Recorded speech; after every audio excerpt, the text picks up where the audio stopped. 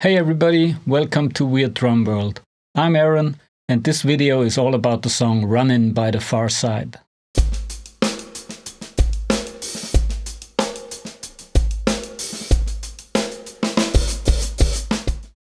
Is this really J.Dilla's weirdest beat? Well, of course this is open to discussion. But it's definitely one of his most important ones. When it came out in 1995, it was revolutionary. It sounded like nothing else that had been done in hip-hop up to that point. But if you think that some other Dilla track deserves the title of his weirdest song, let me know in the comments. If you want to know more about the history of the song and the controversy this beat sparked among the members of the Pharcyde, check out J.Dilla's kick drum fist fight by Digging the Grates. I'll link the video in the description below. What I want to show you today is why Running is such a great track to practice to, and why learning the original drum part will improve multiple aspects of your drumming. Bass drum technique, posture on the kit, independence, reading skills, it's all here in just one song. So what is it that makes this part so unique? At first it sounds like a regular hip-hop groove with a tune 4 backbeat, but if you listen closely, the bass drum is playing a different pattern in almost every single bar. When you transcribe it, you realize that it's actually a 20-bar loop that repeats with very little variation throughout the whole song. And this loop contains 18 different one-bar phrases on the bass drum. To even things out a bit, J.Dilla put a 2-bar sample on top of it. It was taken from a song called Saudade Vem Correndo by Stan Getz and Luis Bonfa and includes a guitar part and a very distinct rim pattern. As if a 20-bar loop was not enough of a challenge already, the structure of the song doesn't line up with the loop. There are 2-bar phrases and a 4-bar saxophone solo inserted between different parts, so whenever we hear a chorus or a verse, it starts at a different point in the loop. All this put together makes for a very interesting but also very challenging drum part. For me, the best way to figure out stuff like this is to transcribe it myself. But having said that, if you just want to follow along with my explanations, a full transcription of the song is available from the download link below. So let's get to the fun part. First, let's pick one of the 18 different bass drum patterns and just jam along to the track. For this example, I picked bar number 8.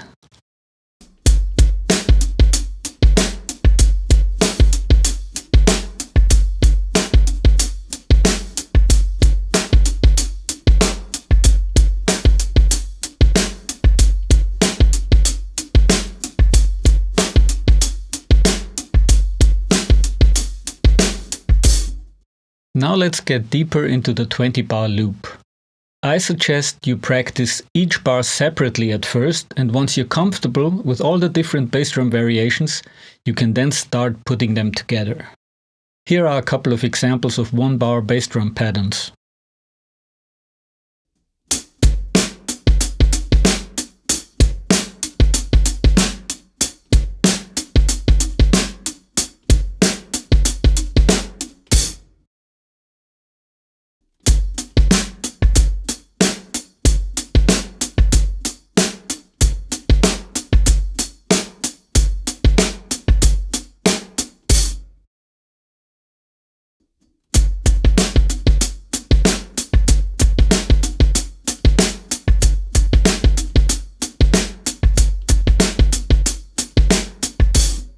This is a great exercise in itself, as you get most of the different bass drum placement options you will ever need in just one song. Now let's put our loop together. It's almost impossible to memorize the whole thing, so you'll probably need the transcription for this. Here is the whole loop with the right hand playing 8th notes on the hi-hat.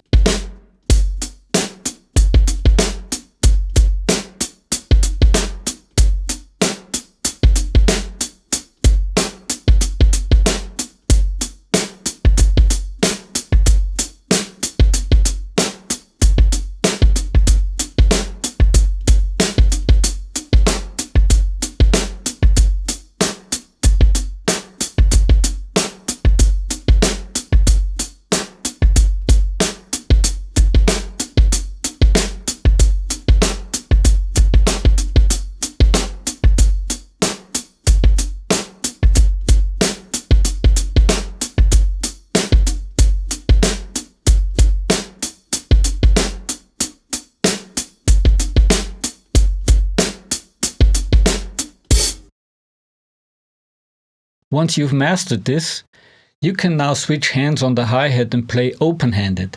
This is important because later on we will have to play our sample rim pattern as well as the backbeat with our leading hand. Playing open-handed will feel awkward at first and it might mess with your balance a little bit, but it will also in the long run improve your posture because it opens up your body and kind of forces you into a more upright position. So let's get back to our one-bar phrases, this time with open-handed playing on top.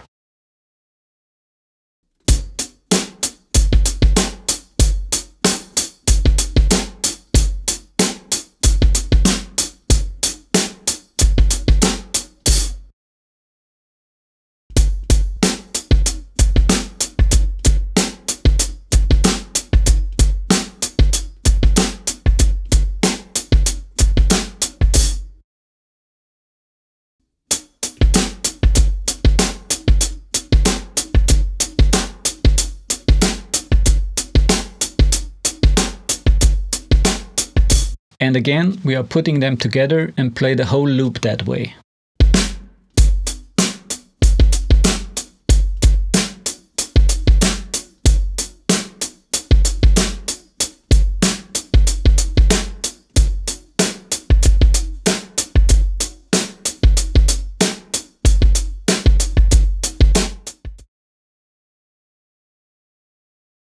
Up until now, we were only concerned with the programmed drum part. Now let's incorporate the sample on top of it. First, we need to learn the rim pattern. It's a typical bossa nova pattern, and fortunately it leaves out 2 and 4, which will later on, as I said, enable us to play the rim pattern and the backbeat with the same hand.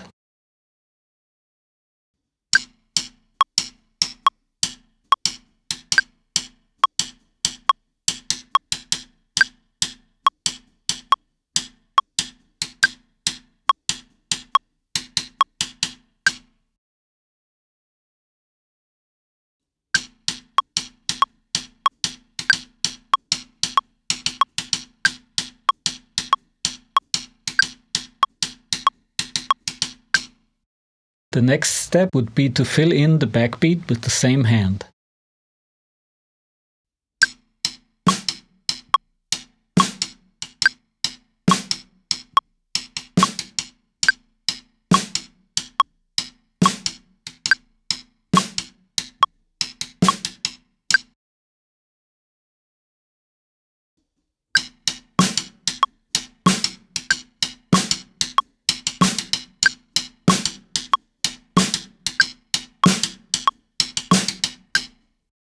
Once we are comfortable with our rim and snare pattern, we can then again play eighth notes on the hi-hat.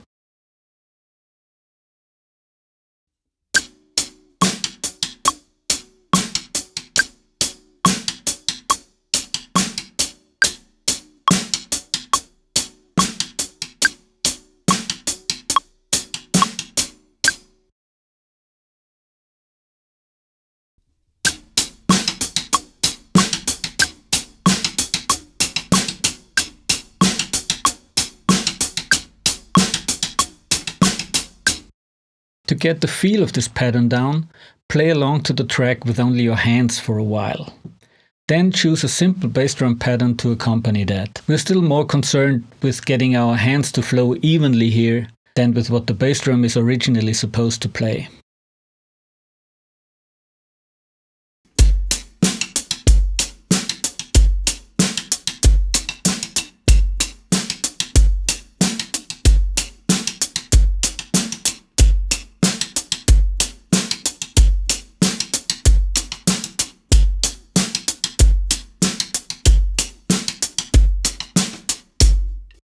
Now let's get back to our loop one last time. Again, start by practicing each bar separately against our 2-bar sample phrase.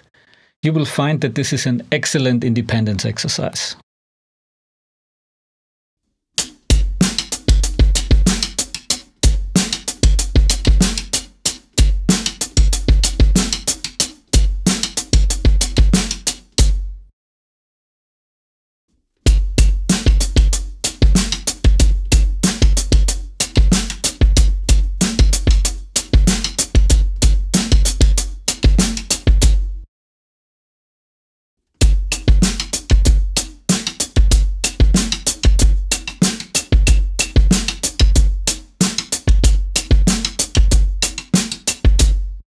And finally, we can put together the whole loop as heard on the record.